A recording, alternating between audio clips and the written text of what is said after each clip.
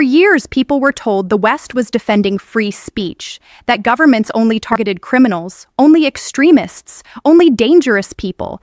And then Nigel Farage walked into Congress and calmly described police knocking on doors over tweets, prayers, memes, and opinions. 12,000 arrests in 1 year over online posts. Government-approved, trusted flaggers deciding what citizens are allowed to say.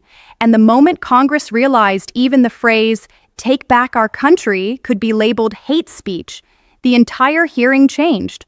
Watch what happened. An interview that was yet to happen, future happen interview, threatened this individual. None of that nothing in the law has changed that would change what actions this individual took. Nothing in the law. Just because Mr. Breton's gone doesn't mean Ms. Verkunen can't do the same darn thing, right? Precisely. Yeah, and that's the concern. Mr. Price, is this statement, "we need to take back our country," is that statement? What do you think about this debate? Drop your opinion in the comments below and join the discussion on what really happened here. Hate speech? We don't really know what hate speech is. It's so vague, and that's the problem with it. I wouldn't regard that as hate speech. Well, you may not, but the EU regulators do, because they had a workshop on May 25th where this is part of our investigation, material we'd subpoenaed.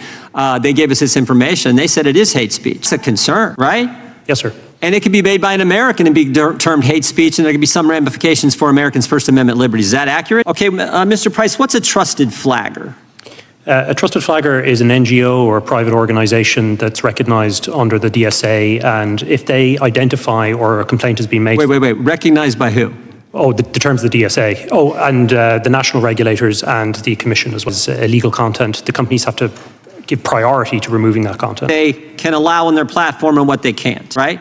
That's correct, sir. And the same people who approved these folks are the same people who conducted the workshop and said, "we need to take back our country" as hate speech. Is that fair to say? That's correct, sir. Yeah, and that's the concern. And what happens if these trusted flaggers approved by the government, the same government that says we need to take back our country as hate speech? By the way, I think that statement is made probably more by Democrats right now than Republicans. I think the head of the Democrat National Committee made that statement like 3 months ago at a big Democrat rally or something they were having. So the same people say that's hate speech, approve the trusted flaggers, who then tell the platforms what they can and can't have on their platform. And if they don't agree with what the trusted flaggers say, there's civil penalties. Is that right? Yes, sir. Both under national law and the DSA, investigations begin, and there's a whole process that can result in enforcement and then ultimately crippling fines for companies. And those crippling fines, those civil penalties can be what? 5%, 10% of global revenue, depending on the Online Services Act or the DSA? Under the DSA, 6%. 6%? Wow, that's a lot of money because these are big companies, right? Yes, sir. Now, Mr. Farage, it's not just civil penalties, though. And this is where it gets really scary. Because my understanding is there's criminal penalties, and I think in 2023 in the United Kingdom, there were 12,183 arrests for offensive posts. 12,000 people arrested for things they posted online that some trusted flagger approved by the government, the same government that says what's being said at the Democrat National Committee, we need to take back our country, is hate speech. That's a scary scenario. Is that right? Yeah, they're massive statistics, and I mean, some of it comes under non-crime hate incidents. So you've said something on social media, someone's taken objection, and you get the knock at the door from the police sort of warning you that if you do this again, something may happen. And this has now been broadened out. I mean, Mr. Price made the point, what is hate speech? How do you define hate speech? And that's the problem, isn't it, with all of these laws, that we finish up in a position where local police forces, etc., have to choose their own interpretations. I think, again, as I said to you earlier, the timing of this hearing today is perfect because the head of the Metropolitan Police, who arrested Graham Lenhan at Heathrow Airport, he's thrown the ball back now to the British Home Secretary and the government to say, please tell us, what is this law intended? What are we supposed as the police to do? So I think we're going to have a much more rapid debate about this. But my worry is it may get worse, if I may quickly. Because the Labour government now are intending to pass a law that has a definition of Islamophobia. They're intending to put that into law. And that effectively will mean that criticism of a religion, mocking of a religion, would become an offence. And that's totally against everything. Because we've always given the Pope a hard time.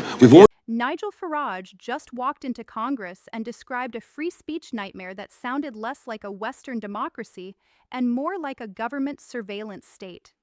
Members of Congress sat there stunned as Farage and legal experts explained that in the United Kingdom, people are literally getting police visits, investigations, and even arrests over social media posts that bureaucrats decide are offensive.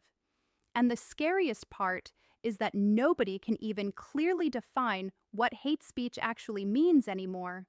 Jim Jordan completely zeroed in on the most disturbing part of this system, so-called trusted flaggers. Government-approved groups deciding what speech is acceptable online, pressuring social media companies to remove content, and threatening massive fines if they refuse. That is the part that changed the entire hearing, because once Jordan forced them to admit these groups are effectively approved by governments, the room immediately understood where this leads. And then Nigel Farage dropped the statistic that completely changed the atmosphere in the chamber. More than 12,000 arrests in the UK over online posts in a single year. 12,000. Let that sink in. People getting knocks on their doors from police over tweets, Facebook posts, memes, opinions, and jokes. Congress genuinely looked shocked hearing it laid out that directly. But then it got even worse because Farage warned that the British government now wants to expand these speech laws even further under new Islamophobia definitions that critics fear could criminalize criticism or mockery of religion itself. At that point, this stopped sounding like moderation policy and started sounding like the government deciding which opinions citizens are allowed to express publicly, and the examples they gave were unbelievable. A Christian pastor reportedly arrested after preaching about differences between Christianity and Islam, while the people confronting him were not arrested.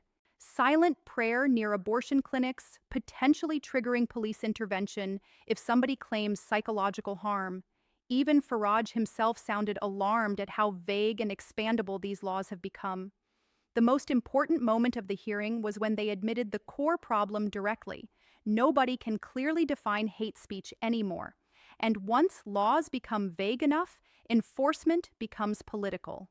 One police department interprets it one way, another interprets it differently, and suddenly ordinary citizens have no idea whether a post, a joke, or even a prayer could put them under investigation. That is why this hearing exploded online so fast, because millions of people watching realize this debate is no longer just about Europe. Congress was openly discussing whether systems like this could eventually pressure American companies, American speech, and even First Amendment protections through international regulation and massive financial penalties. Nigel Farage didn't just testify today, he sounded an alarm, and judging by the reaction inside that hearing room, a lot of people in Congress suddenly realized this issue may be much bigger than they thought. Drop a comment and tell me, should governments ever have the power to decide what counts as offensive speech online? Or is that a dangerous road that always ends in censorship?